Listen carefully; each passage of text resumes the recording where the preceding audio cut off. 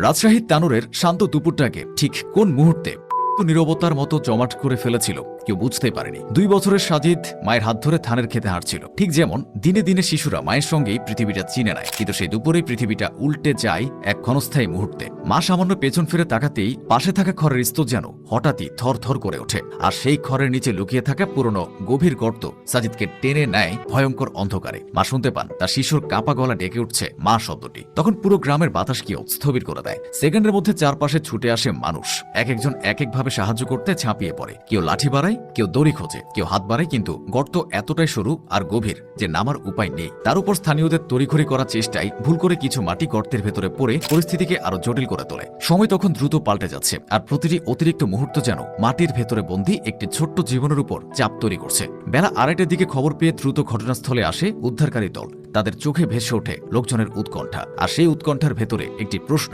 সাজিদ কোথায়, কতটা গভীরে, আর সে কি সাড়া দিচ্ছে? শুরু হয় সময়ের বিরুদ্ধে দৌড়। 3টি ইউনিট জড়ো হয়, পরিস্থিতি বিশ্লেষণ করে সিদ্ধান্ত নেয় পাশ থেকে নতুন সুড়ঙ্গ খোঁড়া হবে, যাতে শিশুটিকে না আঘাত করে নিরাপদে বের করা যায়। আর শুরু হয় এক্সকাভেটর লোহার দ্বারার ভারী শব্দ, যা যেন প্রতিটি আঘাতে অন্ধকারের ভেতরে পৌঁছাতে চায় যেখানে সাজিদ অপেক্ষা করছে। বিকেল গড়িয়ে সন্ধ্যা আসে, কিন্তু কাজ থামে না। গর্তের পাশের খালি জমি কাঁপতে থাকে যন্ত্রের চাপায়, মাটি উপরে উঠছে, নিচে যাচ্ছে, আর প্রতিটি থালা মাটি সরাচ্ছে 2টি ট্রাক্টর। গ্রাম যেন পরিণত হয় এক বিশাল উদ্ধার ক্ষেত্রে। চারপাশে নিঃশ্বাস থমকে থাকা, প্রার্থনা আর অদ্ভুত নীরবতা। মাঝে মাঝে কেউ কান পাচ্ছে নিচের দিকে, কেউ দূরে তাকিয়ে আছে যেন সময়টা দ্রুত এগিয়ে আসে। মাঝে মাঝে উদ্ধারকর্মীরা নিচে ভেসে আসার ক্ষীণ আওয়াজ খুঁজে শোনার চেষ্টা করে, কিন্তু চারপাশের হট্টগোল শব্দ পৌঁছে দেয় না। তাই এলাকা দড়ি টেনে ঘিরে ফেলা হয়, যাতে আর কোনো শব্দ শিশু পর্যন্ত না পৌঁছায়। রাত বাড়ছে আর অন্ধকারটাও যেন আরো ভারী হয়ে নামছে। উপর থেকে টর্চ আর স্পটলাইট গর্তের চারপাশে আলো ফেলছে। মাটি ক্রমে নরম হয়ে আসছে, প্রতিটি কোদালের আঘাতে যেন আশা একটু একটু করে সামনে এগোয়। বিকেল থেকে রাত অবধি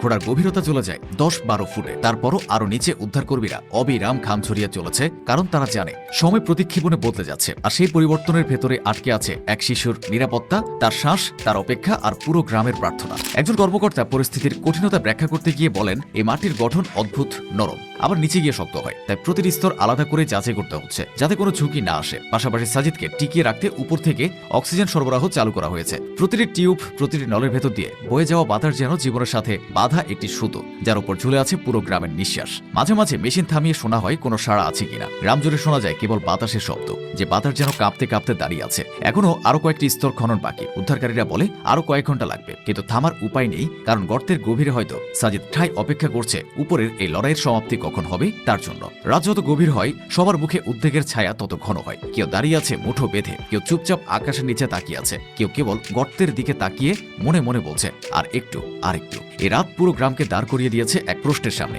মাটি কি তার নিচে লুকিয়ে রাখা আলোটি ফিরিয়ে দেবে? উদ্ধারকারীদের প্রতিটি পায়ের ধাপ, প্রতিটি মেশিনের আঘাত, প্রতিটি নিস্তব্ধতার ফাঁকে ওঠা দম আটকানো কণ্ঠস্বর বলে দেয়, এই লড়াইটা শুধু একটি শিশুকে উদ্ধার করার নয়, বরং সময়কে চ্যালেঞ্জ ছুড়ে দেওয়া একটি মুহূর্ত। মাটি সরছে, আলো নিচের দিকে নামছে, আর প্রত্যেকে অপেক্ষা করছে সেই একটাই দৃশ্যের জন্য, যখন মাটির অন্ধকার ফুড়ে উঠে আসবে ছোট্ট সাজিদকে ঘিরে আলোর ঢেউ। আর গ্রামের ইতিহাসে সেই মুহূর্ত হয়ে থাকবে সবচেয়ে দীর্ঘ নিঃশ্বাসের পর সবচেয়ে বড় স্বস্তি।